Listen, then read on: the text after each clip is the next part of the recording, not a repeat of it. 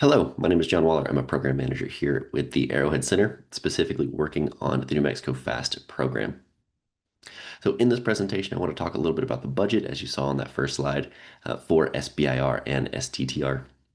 We're going to primarily talk about SBIR. There are some nuances between the two, and we're going to talk about those in just a moment. But then we're going to get into the different budget categories, things that you would spend money on over the course of the award for SBIR or STTR. Now, we'll also talk about some of the tools that we have to help you out. I'll walk you through what some of our calculators look like, and then how New Mexico Fast can help you and your small business as you apply to SBIR and STTR. So, what even is SBIR and STTR? So, I'll talk a little bit about that. We do hold a 5 to 6 week course all about the differences, and we get into some of the nitty-gritty, even across the different agencies that participate. But I'll give you a very condensed version right now, just in case you haven't heard of this before. The SBIR is Small Business Innovation Research Program, and STTR stands for Small Business Technology Transfer Program.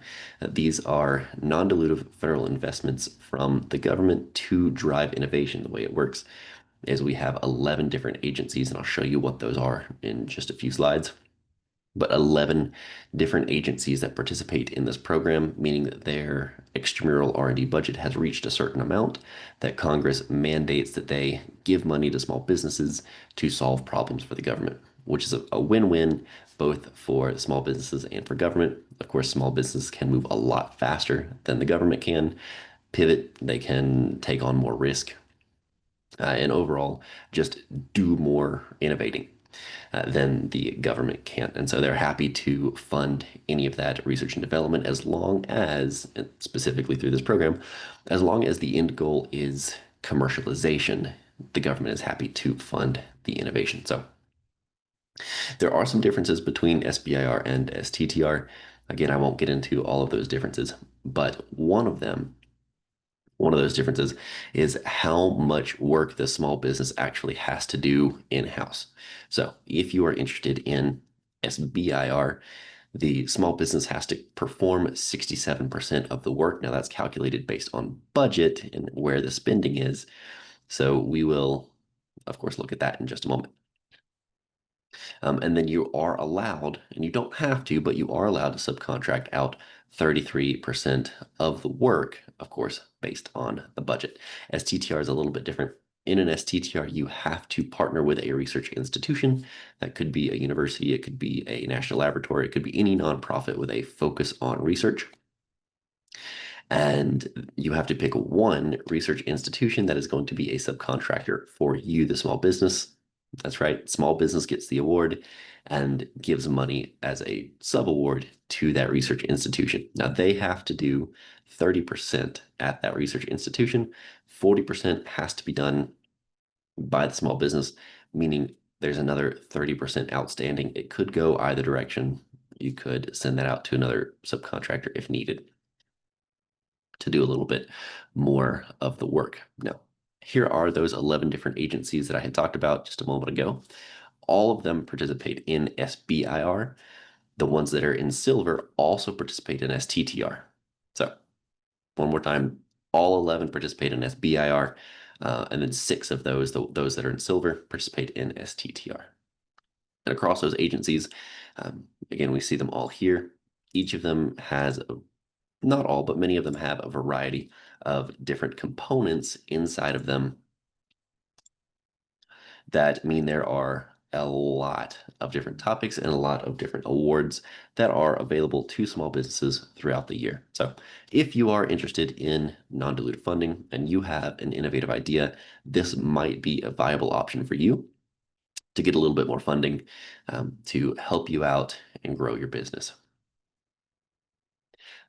I won't get into everything that's on this table, but I do want to point out the different funding amounts. So here on the left, you see all of the different agencies that participate once again. And then in a phase 1 and phase 2, you can see the award amounts as of right now, making this video September 2025. All of these amounts are available for people applying to a phase one across these agencies. And then over here, your third column is all the money available in a phase two. Now, you do have to have a successful phase one to get to a phase two. And if you're not familiar with what all of that means, not a problem. New Mexico Fast is here to help you out. I've got some links that will be in the bottom of the video in the description so you can get in contact with us. But now let's talk about the budget categories. So there are three major categories that you'll need to think about. You've got fee and profit, you've got direct costs, and you've got indirect costs. Now, before you get ahead of me, I know that's 107% on the board, but we're going to break that down. I'll show you why we put it in this order and why we think about it this way. We're actually going to use these to break down the total budget as we go along so that we sort of reverse engineer and know how much funding goes into each of these different categories. But while I've got you here, fee and profit is going to be available for you to take and use however you want. Nobody should have to work for free, and that is built into this program. So you can take that 7% from the total budget and just keep that for yourself, use it however you need to. Oftentimes it becomes a lifeline in case anything goes wrong. And of course, things do tend to go wrong, but that is there for you. You don't have to explain it. The direct costs are going to be any cost associated with the labor, material, supplies, anything that is directly associated with the work that's being done. So this is going to be research and development primarily. And then labor costs for the people that are doing the work that you're either paying in-house or paying a subcontractor to do some of that work for you. And then the indirect costs are all the overhead. So keeping the utilities going. If you rent a space, you need that. If you have, offices or labs, whatever it is, renting out those areas. And then general and administrative. So if you have an accountant or a secretary or anything like that, their work is important to the business, and it's important that they get paid, but they aren't doing the direct research for your innovation. So their work would go into indirect costs. Now, benefits are a little bit variable. So if you provide benefits for your employees, depending on your accounting style, that could go into the direct costs under labor, or it could go into the indirect costs. With some of the changes that are happening right now, it looks like you might want to put those into the direct costs, but we can get into that a little bit later. For those budget categories, this is why we break it down, and this is why it looks like 107%. If you have a full agency budget, you're going to take that first cent, keep it for yourself, remove that from the pile. And now you take your working budget, that 93% that's left, and we're breaking that down into 40% for indirect costs and 60% for the direct costs. Now, these numbers are starting to change across the different agencies. Make sure you read the solicitation for the instructions on how much is actually available for each of these different categories. But this will show you how to calculate everything. Even if the numbers change, just plug those numbers in instead. And then you see the direct cost down here. This is really what you have for the materials and supplies and labor and all of the other direct costs associated with doing that research and development. So I know we keep expanding this up, but as you can imagine, the cost at the end is going to be quite a bit smaller than the total budget that we saw on that table earlier where we listed out all of those total budgets. So we can do this again and actually put some numbers to it. So if you have a total budget over here all the way on the left at 200,000, and so this is pretty common with an agency like Department of Energy. If you have a full budget of $200,000 and you take 7% off the top, that means that's 14,000. You see that up here. 14,000 is your fee and profit. You just get to put that in your pocket. Keep it for you, the business, reinvest it however you see fit. Use it as a lifeline in case things don't work out. Purchase things that are unallowable in that direct cost if you need to. There are a lot of different ways that you can use that fee and profit, and you don't have to explain any of it. You don't have to write it in the budget justification, which is next. In the working budget now is what I'll call this. So the 93% that's left, that leaves you with $186,000. $186,000 you break down into your indirect costs. 40% of it will go there, and your direct costs, 60% of it will go there. So if you follow the indirect cost up to the top, your indirect costs end up being $74,400, and your direct costs are $111,600. And so that's where your direct costs come from. So as you are looking at your budget, realize that we are at almost half of what we started with now. And so the direct costs are going to be much smaller than the total award budget. Now, the way that I have this set up is under the assumption that one, you're using an SBIR, not an STTR. And the other assumption is that you are doing all of the work in-house within your business, that you have people that are the experts that can do the work. And so you get to keep um, all $111, $111,600 in that scenario. If you were to do an SBIR, but you had 33% of your budget being outsourced, that would come out first before you could see what your work actually was. Similar with an STTR. With an STTR, you would have to calculate out what goes to the research institution first so that you could see what you have left to work with in-house. But for the sake of this video, we're keeping it simple and we're looking at SBIR and we're assuming that you can do all of the work yourself. If not, it gets a little bit more complicated and we've got some calculators to help you out. And if you'd like a little bit more hands-on guidance, feel free to reach out to us here at New Mexico Fast. We're happy to help you out. So let's look at those budgets or the budget calculators. We've got a complete example here and a blank example. Now I'll put links to this in the description below. So go down there, take a look at them, and play around. See if you see what they're trying to do. I'll go ahead and show you the completed example and walk you through all of the different components. Okay, here's the first guide that we have to help you out. Now this guide is specifically meant for National Science Foundation or NSF. And it can help out with either SBIR or STTR as a budget guide.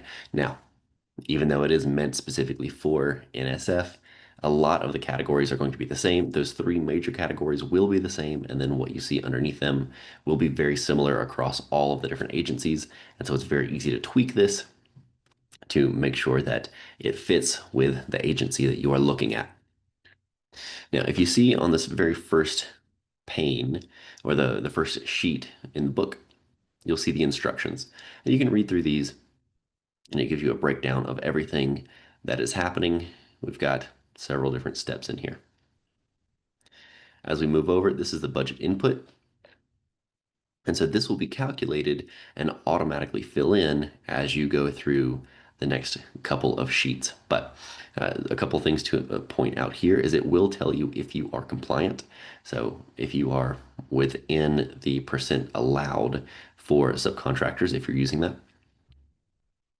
And then it does let you know that there are some additional pieces to consider. I didn't talk yet about TABA. So this is technical and business assistance. As you're doing your budget, this is $6,500 that can be used depending on the agency in addition to your budget, or if you're working with NSF, this $6,500 comes out of the total budget. And so think about that. It's another little nuance piece that we can get into if you come and talk to us here at New Mexico Fast. But there's that, and then you have I-Corps allowance as well. So many of these different agencies will allow you to take money and go to the I-Corps program, or they'll give you an extra allowance to go to the I-Corps program, which really helps again with that commercialization piece. You're doing a lot of customer discovery, you're doing a lot of interviews, you're really honing in on what the problem is that you're going to market your innovation to fix. So who's going to be your target audience? Who's going to be the end user? Who's going to be the purchaser? They're not always the same, and they walk you through all of that. But as we continue to go through, on the slide here, this is your total of everything, and here's your breakdown. So on this It was labeled number one, the personnel calculations. You go through and you can list all of your personnel, who they are, what their positions are, and you can list out how much they're going to get paid, what's their level of effort, how many hours they're going to be working on it, and really break down the budget for your employees. So how much you're going to spend, and this is all, of course, going to be a direct cost to your award.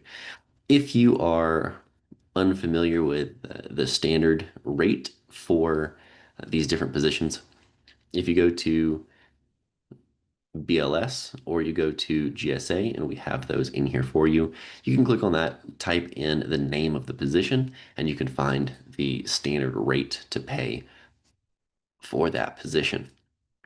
And that can help you out. Please do use some reference, some guide to type in the amount that you're giving for the salary, uh, because you will be asked to justify all of the costs in just a few pieces farther. Um, in your application, you have the budget and you have the budget justification, where any line item that is non-zero, meaning if you typed in anything, you have to explain why you typed something in. And having backup evidence as to to support what you typed in and why is really important. So definitely use these resources. Go to BLS or GSA to find those prices. If you are using a subcontractor, this is where that would go. You type in who you're working with. Here we just have University A talking about $50,000 here, and they will be required to put in their own budget and budget justification in the same manner that you are, but you need to make sure that they are staying within the bounds of the either 33% or the between 30 and 60%, depending on if you're going SBIR or STTR, respectively. You will also need a letter of commitment, and there's a place here where you can check a box or type in a date so that you know you actually have it. And if you're using a consultant, you can put that information in here as well. And that follows a very similar pattern as the uh, subaward if you're working with a subcontractor. So the contractors or consultants, they will also have to put in their budget, talk about where their time is going, explain why they have the expertise to do what it is that you're paying them to do, and provide a letter of support. So you also have some funding for other direct costs, and you can put that in here so you can see several different categories for other direct costs and materials and supplies. So all the materials and supplies will go in here as well. Typing in the cost, the quantity, it will automatically calculate for you, and then figure out, well, this will be up to you, is to figure out the price for the quote for everything. So either get a quote from the supplier or a screenshot or keep the URL from the website so that you have justification for those prices.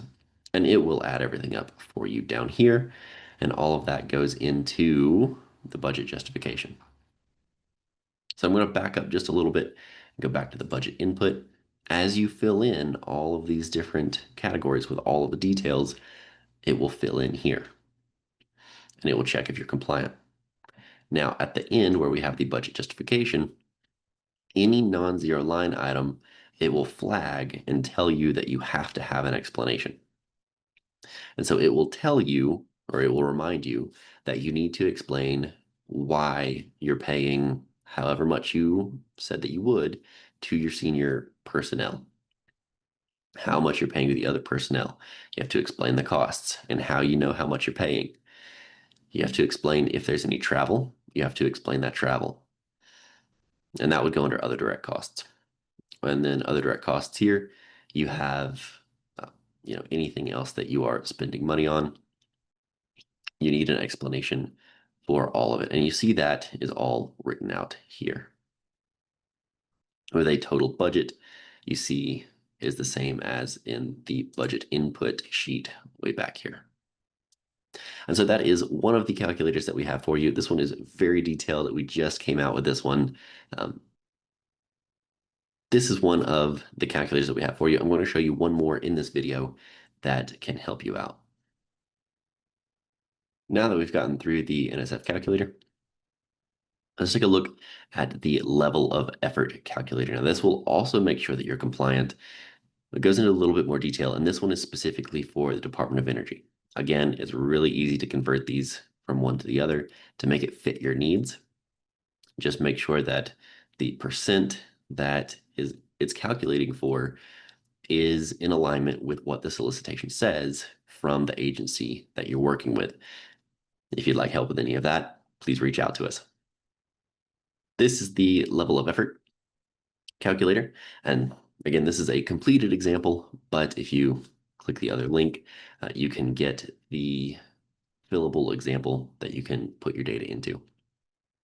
But you see anything that's blue is a data entry field, and then anything that is sort of pink tannish color, that is where it calculates for you. So you don't have to put anything in there. And so you'll see as we go from the top down, you'll put in the program. Is it SBIR or STTR? Here it's STTR. What phase you're in. So is it a phase 1 or a phase 2? The total requested funds. And so if you go to the other calculator that I just showed you and you use that to put your budget together, you'll know the total requested funds. And you can plug that in here. If you're using a subaward, you can plug that in here. And then any funding for consultants and other subawards. Keep in mind, because this is set up for STTR in this example, you do have the option of 30% to the main research institution and the possibility of 30% more going out somewhere else in case you need it. And as you type that in, it will do some calculations here for you. So the small business level of effort is going to be calculated for you, and it will tell you, are you compliant or not? And that's what this is. So did you meet the requirements? Yes. What are the requirements? And it'll tell you that as well. And then research institution level of effort, you'll see that here. They calculate how much, and then are the requirements met? Yes. And then it'll tell you what those requirements are. I also told you that TABA is an additional piece that can be requested.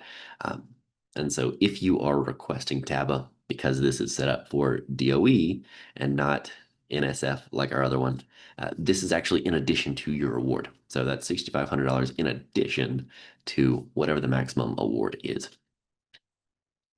And then you can see the maximum award amount for the topic, which is right here. You pull this out of the solicitation documentation, and you would have to put that in so that it actually knows what the maximum is, and you can make sure that you are within the bounds of what you're requesting. And of course, that also calculates out the requirements. Was it met? Yes or no? And then tells you what the requirements are. One more time, those links to all of the examples that we saw, the completed and the blank versions, will be in the description below, along with a link to our website so that you can reach out to us if you have any questions. So what can FAST actually do for you? We are federally funded through the Small Business Administration to help small businesses get to SBIR and STTR funding. There are a lot of nuances between the different agencies. They all follow their own schedules, and they all offer different topics, and they all offer different times of year when those solicitations come out. So we're here to help you navigate all of that. We also help you out as you are writing. So you can see some of the things we have up here on this slide, but we offer free support in that proposal development. We're happy to review it for you, give you some comments. We can't put pen to paper, so we can't put any words into your proposal for you. We can't write that, but we can talk to you about what the agency is looking for and how to add or take away from your proposal to best meet those agency requirements. Next, we have the proposal package review. Of course, we will review the entire package or just the bits and pieces, however you would like. whatever suits you and your business needs best. We also have tailored services for each client. We really do try to meet one-on-one to get you where you are and to give you as much support as possible. The Arrowhead Center as a whole has currently about 26 different programs, all meant to support a small business. And so if you are interested in any of the other services that we offer, please click the link below so that you can talk to one of us and get into a program that is going to help you out. We do offer microgrants. So if you are going to conferences where you're going to be talking to potential customers or to SBIR and STTR agency representatives, we're happy to pay for that. If you have applied before through to the SBIR program and you didn't get in for whatever reason, and you'd like to work with a grant writer to help you out, we're happy to pay for that as well. We've got some other service providers that we can also pay for their assistance. We do have free workshops and engagement activities that's held throughout the state. A lot of our stuff is online, as you're seeing it right now. We hold webinars on Zoom, in addition to the stuff that we do in person. We have tools and resources that are available on our website, so please go check those out. We've got a monthly newsletter that goes out, and you can find a link to that on our website. We've got video series, so similar to what I'm doing right now, you can check out a bunch of our other videos about a lot of other topics in SBIR, and you can hopefully get some idea of how to move forward that way if you don't have direct contact with us. We also offer those multi-week SBIR and STTR accelerators. I mentioned that way back at the beginning. We offer a one-on-one just to talk about what is SBIR and STTR, and we'll do that over the course of 5 weeks. We also do a 12-week session that we call our Arrowhead Center SBIR Accelerator. And so we pick a specific agency that is about to release a topic, and we do 12 weeks all about that process and coach you through as you're writing so that when you get to the end of the 12 weeks, it lines up with the open period of the solicitation, and you're able to take the document that we've been working on the whole time and you're able to submit it as a completed proposal package. We also have an innovation summit that happens almost every year that offers a lot of different support and advice. So if you are interested, you can come down and check out our summit. And then Canvas integration of SBIR and STTR curriculum. So we do have a Canvas course that covers SBIR 101, and then we break down all of the different agencies, and we have an SBIR course or a Canvas course about the SBIR process through all of the different agencies. So do go and check those out. Again, if you don't have access to us directly, this is a great link for you. And I'll put all of this into the description below. If you need to contact me, my name again is John Waller. Here's my email address. If I'm not around or I'm not available, please go to the website, check out NMFast here at this top link, and you can find a representative to help you out. Or you can go to the Arrowhead Center if you wanted to look across all of our different programs and find maybe a different program that's a little bit better fit for you, or talk to somebody to find out which program would be the best fit. Thank you all for hanging out through this presentation, and I hope that this helps you as you're putting together your budget for your SBIR.